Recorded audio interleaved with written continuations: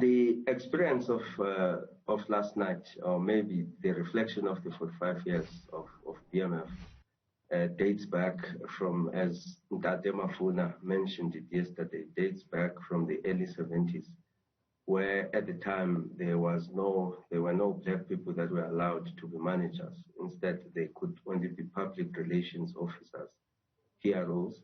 But at that time, they dreamed to have a black management forum, and they pushed the boundaries at the time to make sure that they are recognized as managers. But we have moved very far from where we were, but we are certainly not where we're supposed to be. So as an organization, we believe that there has been some contribution and some change that has happened, but we are very sensitive, and we do recognize that many of our people in South Africa, particularly black Africans, are still swimming in the pool of poverty.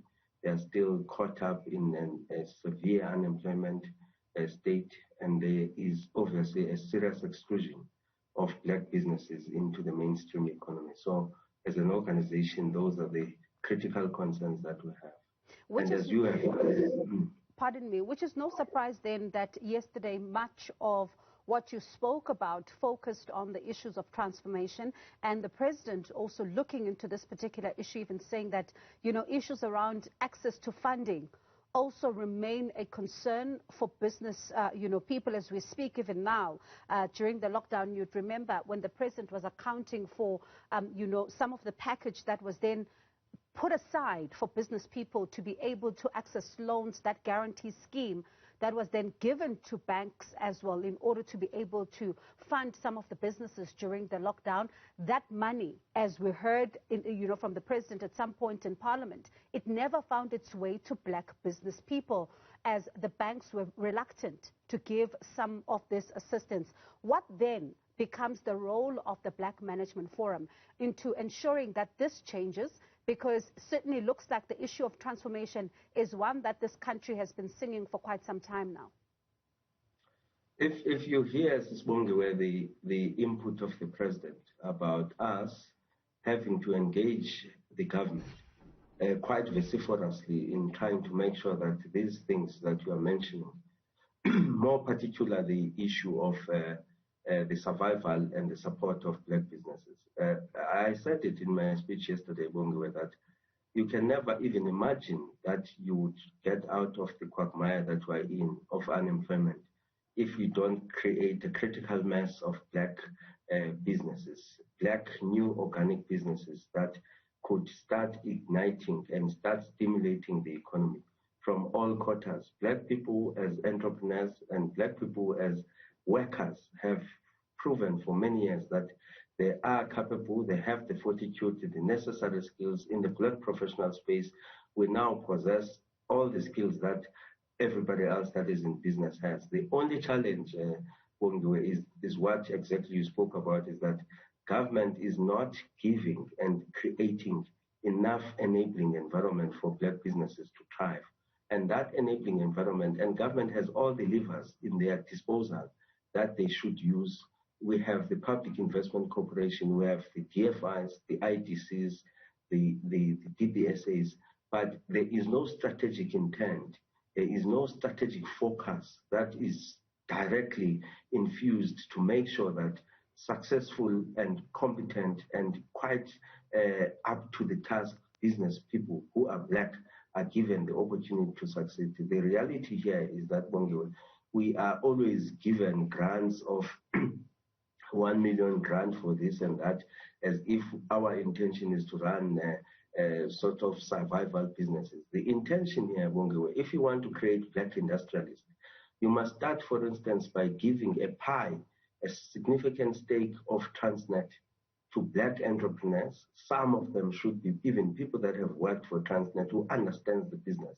And you then allow them to go and raise money in the capital markets and including the state-owned financial institutions, where then after they can partner on a majority or whatever the stake levels are, but they must be significant enough to have an influence in the direction and the running of the business. Now, these state-owned enterprises, Bongiwe, are functioning at a very, very limited level at the moment. Their operations are not optimized due to the fact that even the caliber of management that has been there is not adequate, but more so the strategic direction that government is giving is not there. So we are saying if you want to separate Eskom, give some of that business lines to black entrepreneurs. You create the real industrialist, not us always coming with cap in hand where black people are a 1% stake, equity stake of a conglomerate of white company. We need new, organic, strategic, well-positioned black businesses. That's the first thing. The second thing, Bungu, I think is very important, is that to infuse or to be able to put the infrastructure that we need to stimulate our economy. Government doesn't have the resources, but there is money in the global markets. There is money in South Africa. So if government were to partner strategically, again, with off-take agreements or even private-public partnerships, strategic ones, like we did with the IPPs. IPPs have invested 400 billion rands in our economy, and there's no stories of corruption. And because there was off-take agreement, sovereign guarantees that were given, there was investment. There could be similar situations for water infrastructure, for dams, for rail infrastructure, all of those. There is money. If you go to the global markets, South Africa still remains a strategic investment destination. It's a lie that people would believe that investors wouldn't come, but investors are just worried about the all-over-the-show type of strategic thinking that government possesses.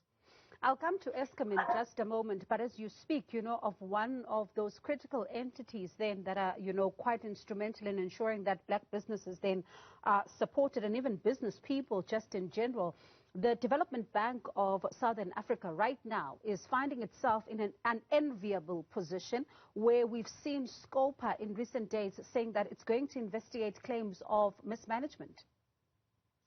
Look, the one thing I mentioned, Bongwe, yesterday, you can never build a country under a thuggery system. The issue of corruption is one of the biggest derailing or impediments into the success of our country. This thing, and we are now reduced to keeping up with the so-and-so families in the Zondo Commission. I don't know why we can't do that ballroom dancing at the courts, not at Zondo Commission. People that needs to be arrested must be taken to jail. There is no way. If you listen to all the stories, look at the reputation of the Minister of Health as we speak now. He's hanging on the balance because he's been just compromised by his own inadequacies that had nothing to do with his great work that he was doing.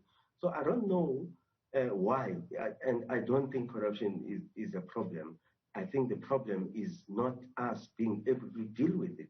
Because if you are stealing and you know that if you get caught, there will be serious consequences. The problem here is that we are 3 years down the line from the state capture period. There's not a single individual, significant individual that is rotting in jail. And I don't know, I mean, you can't get R1 billion disappearing. The money doesn't fly. The money goes through systems. You can know which bank account it moved from this to that. And I don't know what is so much of a complicated investigation that is and all you need, Bongiwe, is to arrest some significant individuals from those municipalities. I said yesterday, there are big chiefs there who run municipalities to the doldrums, and they are allowed. So the departure of our development can't happen. There's no country in the world that has been built on thuggery. There's no country in the world that has survived without the state capacity to begin with. So the state capacity cannot rein in parallel to thieving and corruption. So that one is a non-negotiable for BMF. We need to get rid of thieves, and then so that we can start focusing on building our country.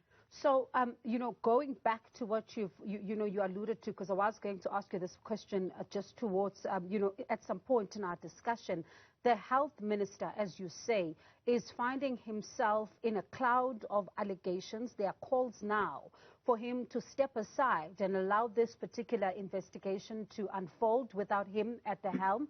Would you agree with those who are calling for him to step aside? Look, the audacity, Bongiwe, the audacity of even finding yourself, because the minister knows those people. He knows that they were PAs and all of those. The audacity of being caught in such a situation now when everybody else is decrying corruption.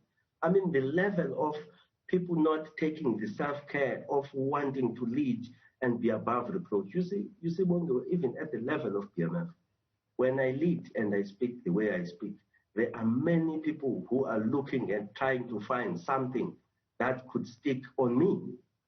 And you have to make sure that as a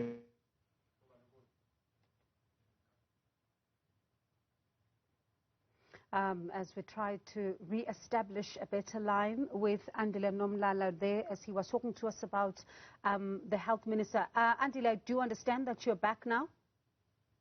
Yes, I didn't realize that I was out. So I think it's a very plausible thing to do. If you are caught wanting, colleagues, let's not try to hold the country at ransom. If you are caught wanting, and there are linkages between you and the people that did business with your department, and that is found to be a foul play, and even yourself, you admit that there was some level of corruption. Therefore, you must fall on your sword. It can't be, because if the Minister of Health remains there, how many of the people that are now being tried to be removed from positions of responsibility in the ruling party, and he remains? Bandile Masuku fell on his sword. Now, why him? Would he not fall on his sword? Why? If there's any grounds, we need to build an environment where when you are caught napping, there are consequences without even people calling for you, like it's happening in the other parts of the world. If there's a scandal around a minister in Europe and US, that becomes a non-negotiable. The person falls.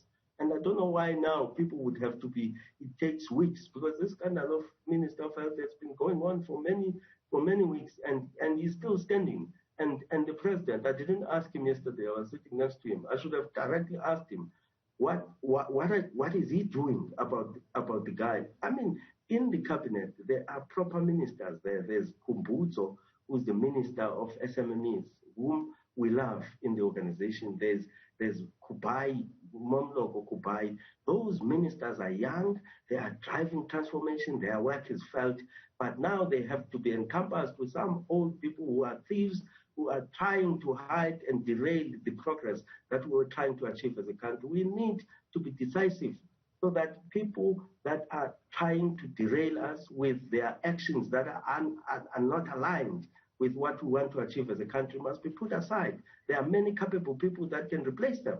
I think maybe you should also have asked the president then about another one of his ministers, deputy minister, if I can even put it that way, because he's the deputy minister of state security, Zizi Kodwa. There's allegations that have come out in the State Capture Commission of Inquiry around him having possibly received payments and also luxury accommodation. Do you think these allegations are being entertained enough in the public domain, particularly because since we've heard about these alleged payments, we haven't even heard about a process that may even be unfolding within the ruling party to try and ask him to account or anything?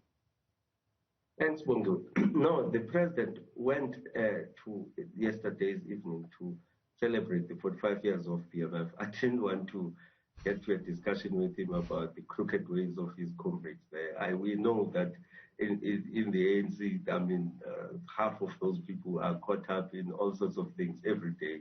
So if I had started opening that discussion with him, I'm sure we were not going to get to the celebrations that we wanted and asked him and humbly asked him to come and join us with. But look, I don't want to really get into that discussion, not that I defend anyone, but I think the ANC, we all know that it's in the dogs.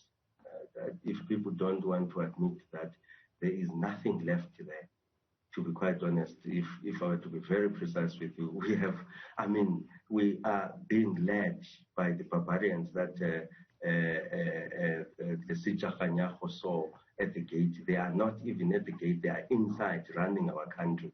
That's the reality we need to live with.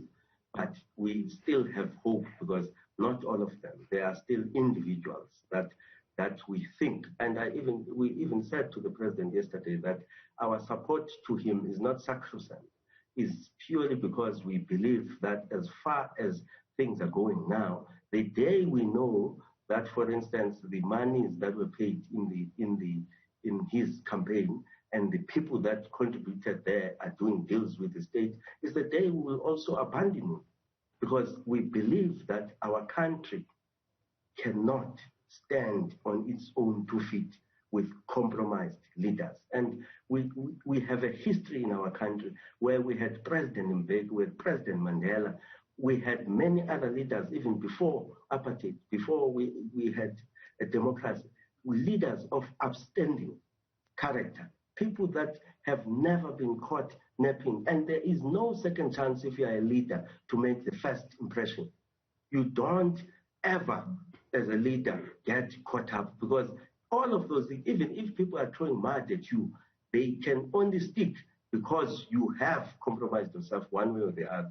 So we're saying it's very clear, it's evident. Black people are living in abject poverty.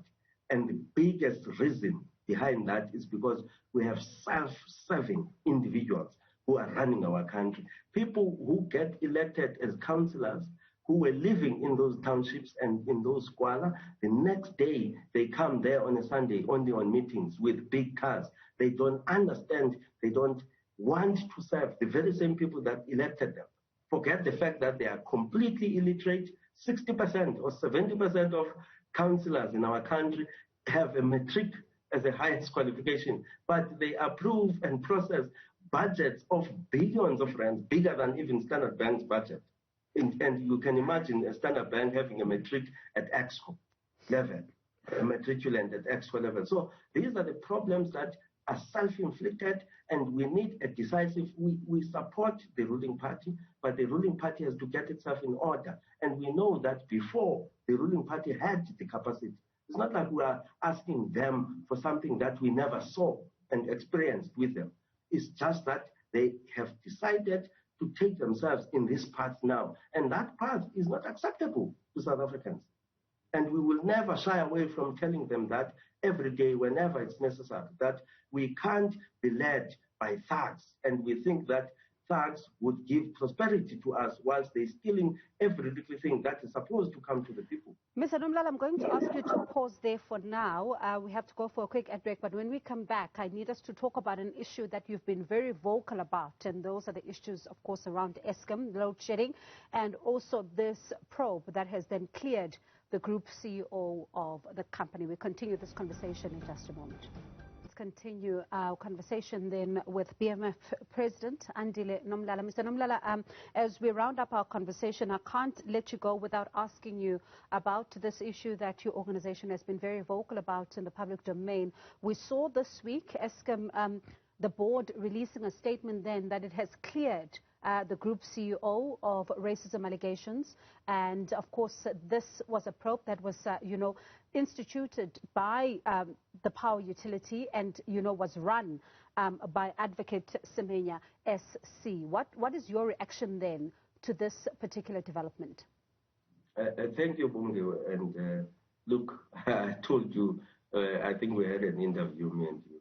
We are not kids, Bungi, and we know that I saw, by the way, an email from the Eskom board, from the Eskom CEO, requesting a meeting with us. We have met him several times before. We will meet him again. I think it's on the 15th of June.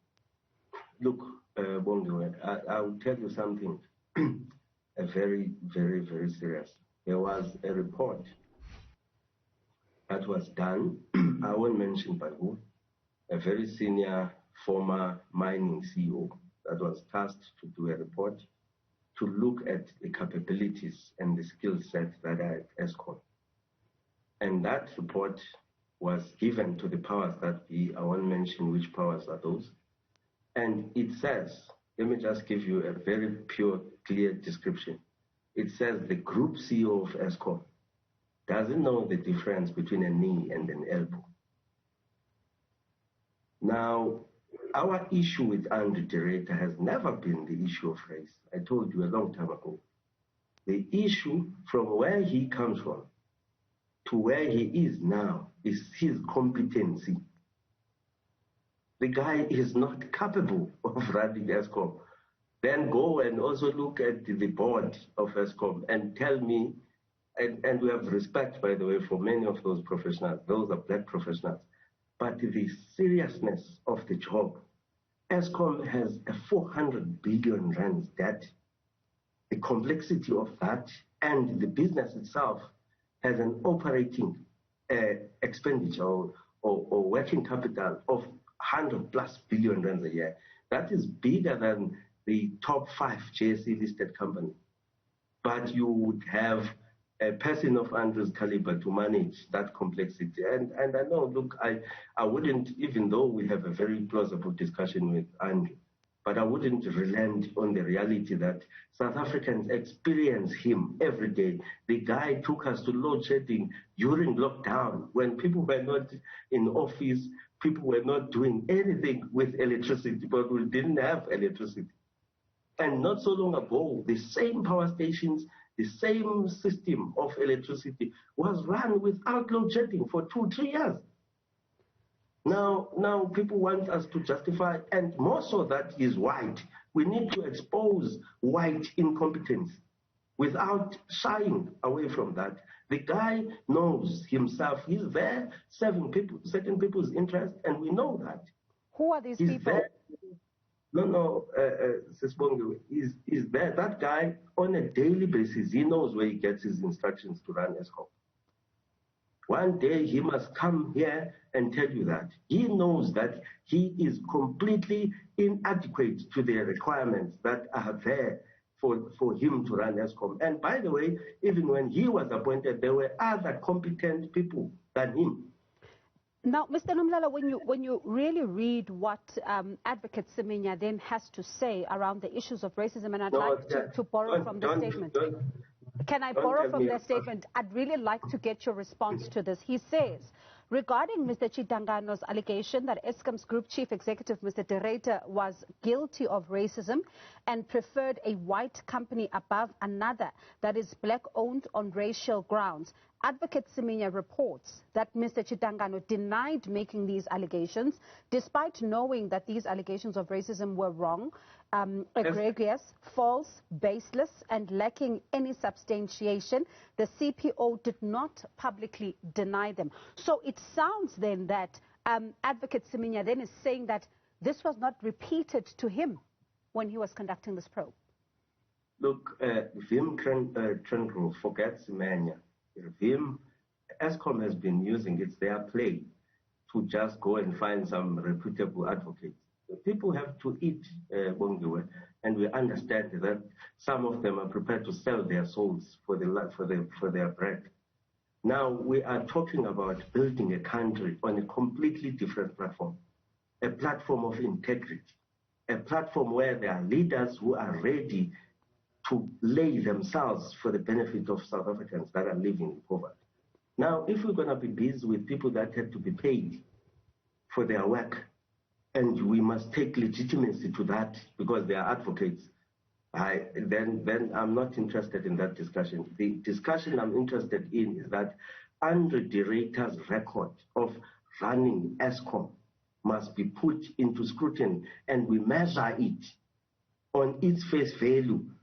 Why are we having load shedding? What does he know about generating electricity? And how far has it been making that work? Are these some of the issues you'll be tabling to him when you meet with him on the 15th of June? And are you then also, if I can seek in this question as well, are you then also saying that he should not be in that position and should actually be sacked? Look, if we had electricity now, because as I'm talking to you now, I could be load shedded, right? So if we had electricity now, I wouldn't be discussing this. So I don't know what Andrew wants to meet with us on, and as BMF we meet with all the state-owned enterprise CEOs. We will meet with him, but he knows our position. The issue of Chitangano and all of those, we don't defend people that are caught wanting about anything that has to do with corruption. That one I must be very clear on.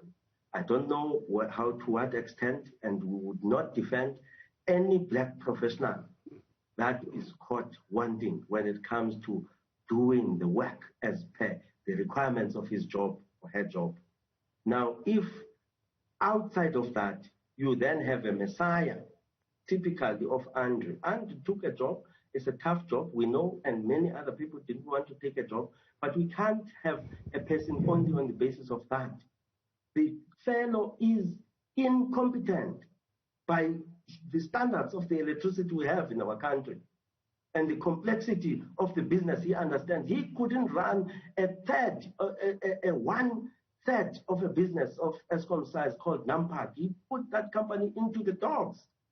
And Tina, because we are gullible, vulnerable, always willing to be served people, we took him to a strategic state-owned institution that the entire economy of our country is dependent on. And the guy is collapsing that economy because there's no electricity to run an economy. You talk to the capital market, I talk to people in the investment space. They will never put a cent at Eskom because they don't have trust in the type of leadership that is at Eskom. So, and ask me if Eskom now can go and raise money, where do they raise money from? Not in the capital market in South Africa. So talking about Eskom and raising money, the organization is finding itself in debt, which it's battling to manage. But what we have also seen then is that what Mr. Derrida has then been trying to do is to also make sure that they're not spending money that may appear unreasonable for some of the things like a toilet paper, for example. A single ply toilet paper costing around 26 Rand, and he's trying to bring those prices down, and also 51 Rand per black refuse bag, and also around 21 Rand for a liter of milk. Are you saying you're not even confident that he's trying to find money somewhere here? When we forget the media frenzy, Carol Payton type of front play about Andrew Derrida. We don't want milk from Eskom. We want electricity from Eskom. Any other unnecessary thing that you're talking about, we are not interested in them. Obviously, if people are inflating things, it's a duty of whoever, even a manager, to manage those things. Don't get into the boat of the beautifying and the media frenzy of Business Day and other people trying to legitimize Andrew. Andrew is inadequate by virtue of South Africans not having electricity. And there's no electricity. That's the issue here. And the guy doesn't know what to do with that. He's employed to provide electricity. The businesses in our country need electricity to stimulate and revive the economy. And there is no electricity. That's his job. If it was a black guy who had not given us electricity, that guy would be tossed a long time ago. A long time ago. You can't not give us electricity during lockdown when there's a quarter of the electricity we need, and we must defend you. We're not going to do that, and we are not speaking to be capturing headlines in the Business Day. We are South Africans, and we are leaders in South Africa who would stand for the truth irrespective of the consequences that comes with it. Andrew is not an adequate CEO, including his board. By the way, Professor Mokgopa, we like him, but he's a professor. He belongs into some university there, not running Eskom. You can't entrust Eskom to the type of people you have there if you believe Eskom is the critical state institution that is made out to be. All right. Mr. Nomlala, thank you so much for your time. Certainly, it's always a pleasure to talk to you.